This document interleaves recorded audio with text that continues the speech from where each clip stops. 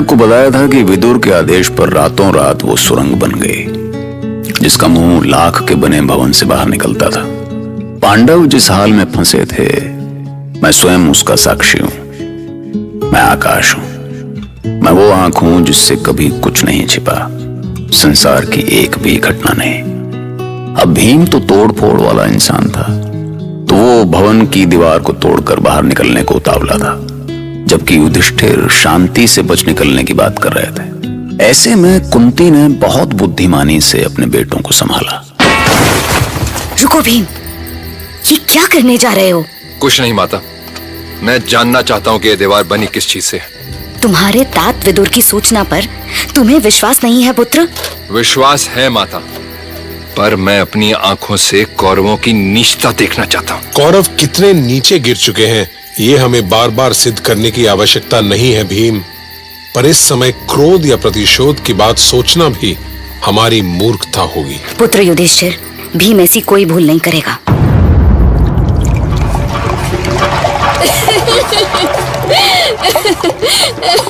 हम तो बोलेंगे, पुरोचन महाराज की जय बोलेंगे।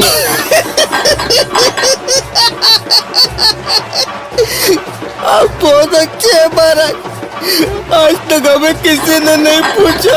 आपने पूछा, केवल आपने पूछा। आपकी जय हो महाराज, जय हो।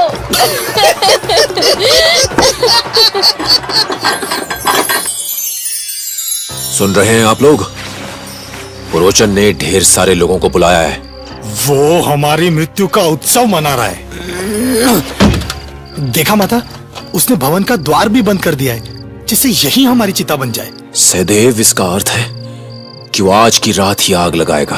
हमें इसी समय यहाँ से निकल जाना चाहिए। आप सबको जाना है तो जाइए, मैं यहाँ से ऐसे कायरों की तरह मुंह छुपाकर नहीं जाऊंगा। नहीं भीम, तुम भी हमारे साथ निकलोगे।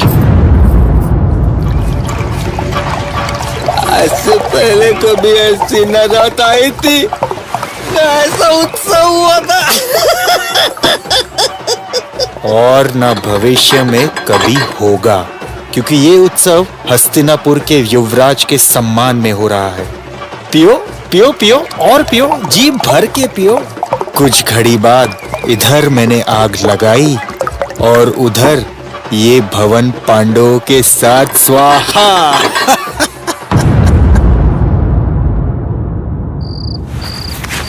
और कितनी प्रतीक्षा करनी पड़ेगी मामा? अब तक कोई दूत आया क्यों नहीं? शांत भांजे, शांत। ऐसी उतावली करोगे तो मुख जल जाएगा।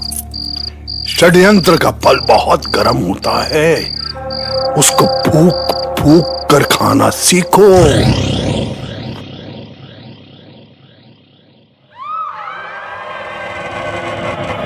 हे ईश्वर! महारानी, महारानी, आप नींद से ऐसे क्यों जाग गई? मैंने बहुत बुरा स्वप्न देखा महाराज। मैंने देखा कि पूरे हस्तिनापुर में आग लगी हुई है। सब चीखते हुए यहाँ वहाँ भाग रहे हैं। किसी को निकलने का कोई रास्ता नहीं मिल रहा। शुभ शुभ बोलिए महारानी गांधारी, हमारे पुत्रों को कुछ नहीं होगा। मैं कह रही हूँ कि सारे हस्तिनापुर में आग लगी हुई है और आप सिर्फ अपने पुत्रों की बात कर रहे हैं। दुर्योधन, पुत्र, कहाँ हो पुत्र? तुम ठीक तो हो ना पुत्र? अरे क्या कर रहे हैं आप? क्या हुआ महाराज? दुर्योधन कहाँ है? उसे मेरे पास बुलाओ, वो ठीक तो है ना? मैं तो स्वप्न की बात कर रही हूँ महाराज। और आप भागने दौड़ने लगे? जाओ दासी, जाओ यहां से। स्वप्न कभी कभी सच भी हो जाते हैं देवी गांधारी, बल्कि भोर के स्वप्न अक्सर सच होते हैं।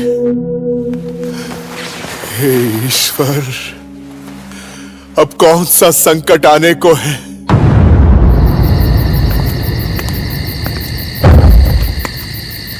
भीम, तुम ये मशाल क्यों लेकर आए हो? हमारे साथ चलते क्यों नहीं? आप जाइए माँ, आप सब सुरंग में प्रवेश कीजिए, मैं कुछ देर बाद आऊंगा। कहाँ है माँ? जल्दी आइए। देखिए माता, भैया आपको बुला रहे हैं, आप जाइए। मैं स्वयं आग लगा देता हूं इस भवन को। अचानक लगी आग से नशे में डूबे षड्यंत्रकारी भी भस्म हो जाएंगे। भीम अब चलो, भागो जल्दी। चलिए। भागो भागो इधर से, आग कैसे लग गई? आग आग, इधर भी आग है, कोई तो बुझाओ, जल्दी आओ, बचाओ। नहीं, ये अपने आप आग कैसे लग गई? आग आग आग। मैं आपको उठा लेता हूँ माँ। नहीं नहीं, हाँ, मैं चल रही हूँ। तुम थक जाओगी माँ। अब हट मत करो माँ, आओ। अरे अरे भीम, क्या कर रहे हो? पुत्र, मैं गिर जाऊंगी। ना मैं गिरूंगा और ना आपको गिरने दूंगा। सहदेव, अब सुरंग चौड़ी हो गई, चाहो तो तुम मेरे दूसरे कंधे पे आ जाओ। नहीं भैया, तुम बस माता को ही संभालो।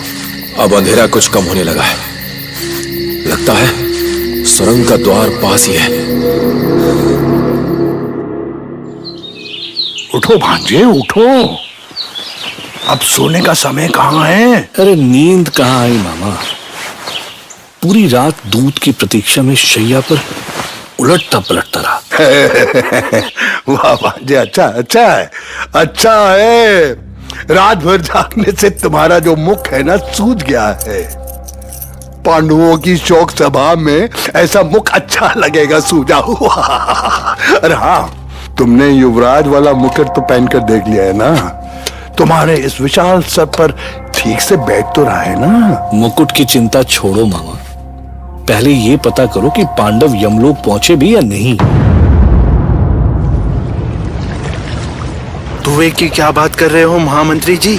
अग्नि की ऐसी प्रचंड लपटें उठ रही थी कि वहां पूरा वर्णावत इकट्ठा हो गया था। वो पुरोचन मिला या नहीं? लोग उसे ही ढूंढ रहे थे। शायद लोगों को संदेह हो गया था कि ये सब उसी का किया धरा है, पर वो कहीं दिखा ही नहीं। मुझे तो लग रहा है कि वो भी उसी अग्नि में भेंट चढ़ गया। ऐसा कैसे हो सकता है? उसने अपने बचाव के लिए कुछ तो व्यवस्था की होगी,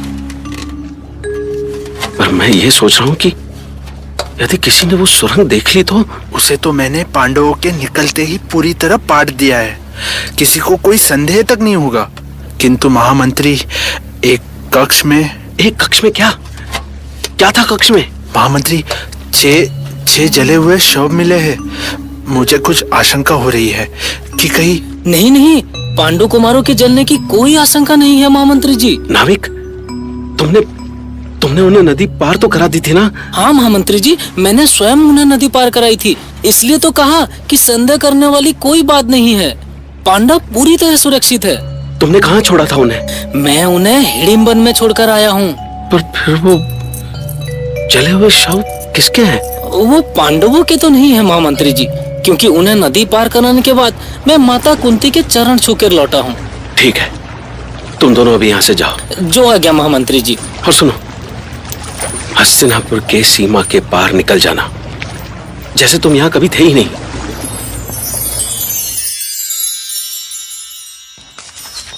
भीम पुत्र, बस करो, कंधे से उतारो अब हमें। अब इतनी भी नहीं थकी हूँ कि। तो क्या आपको लग रहा है कि मैं थक गया हूँ? माँ, मैं आपको उठाकर महीने भर भी चलता रहूं तो भी मुझे कुछ नहीं होगा। हाँ पुत्र भीम, पर हमें तेज भी चलना है माँ। हस्तिनापुर से इतनी दूर निकल जाना होगा जहाँ हमें कोई पहचान न सके। यहाँ तो जहाँ तक दृष्टि जाती है बस वन ही वन है। हाँ, किसी ऋषि महर्षि का आश्रम भी नहीं है कि जहाँ हम जा सके। भैया, सबसे पहले हमें ये राजसी वस्त्रों को फेंक देना चाहिए। इन वस्त्रों में हमें कोई भी पहचान सकता है। बिल्कुल सही बात कही भैया, इसलिए मैंने उस भवन से निकलते हुए कुछ साधारण वस्त्र रख लिए थे। ये देखिए, इन्हें पहनने के बाद हमें कोई पहचानेगा भी नहीं। अरे वाह, देखा माँ, और आप कहती हैं सहदेव अभी छोटा है, इसने तो वो काम किया है जो हमारी बुद्धि में भी नहीं आया। ये नकुल और सहदेव भले ही संसार में सबसे बुद्धिमान क्यों ना हो, पर रहेंगे तो सबसे छोटे ही ना। मेरे प्यारे पुत्र। वर्णावत में क्या हुआ महाराज? अधर्म हुआ है, अधर्म। हमारे महाराज अपराधी है, अपराधी है, अपराधी है। हम ये अत्याचार नहीं सहेंगे, नहीं सहेंगे, नहीं सहेंगे। इस जन समूह में कोई है ऐसा जो इस आक्रोश का कारण बता सके? कोई ऐसा जो ये बता सके कि महाराज ने कौन सा अधर्म किया है, कैसा अपराध किया है महाराज धृतराष्ट्र ने? पांडवों की अकाल मृत्यु नहीं हुई है पितामह, वध हुआ है, उनका वध हुआ है। अब यहां पांडवों की मौत की खबर से प्रजा में शोक की लहर दौड़ गई, पर भीष्म को यह समझने में ज्यादा देर नहीं लगी कि इस सबके पीछे दुर्योधन का शैतानी दिमाग है, क्योंकि ऐसा षड्यंत्र पहली बार नहीं हुआ था। पर सच्चाई केवल विदुर को पता थी, लेकिन वो ये भी जानते थे कि पांडवों का भला इसी में है कि अभी वो कुछ समय तक चुप रहें, मतलब वनवास से पहले एक और वनवास। सुनते रहिए महाभारत।